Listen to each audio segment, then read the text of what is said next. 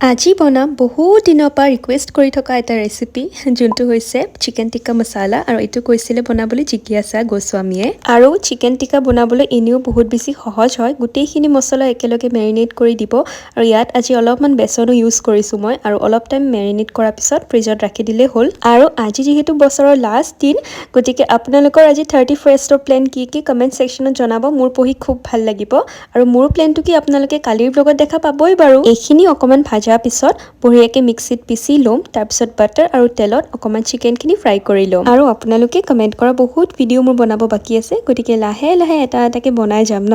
আৰু যদি কোনোবা আজি প্ৰথমবাৰৰ বাবে মোৰ চেনেলটো চাইছে তেতিয়াহলে প্লিজ চেনেলটো সাবস্ক্ৰাইব কৰি যাব আৰু এয়া চাওকচোন চিকেন টিক্কা আজি ৰেডিও হৈ গ'ল বহুত সহজ আছিল আপোনালোকে ট্ৰাই কৰি চাব পাৰে মই বহুত সিম্পল কে বনাও আৰু কালি 1 তাৰিখ বুলি ৰাতিপুৱা মৃত্যুঞ্জয় মন্দিৰ যাম যিসকল ওচৰতে আছে লগ পাম আমি ন আপোনালোকে কয় যে মই কিয় নকলো আগতে সেই কাৰণে আজি আগতে কৈছো আজিলে আহিছো বাই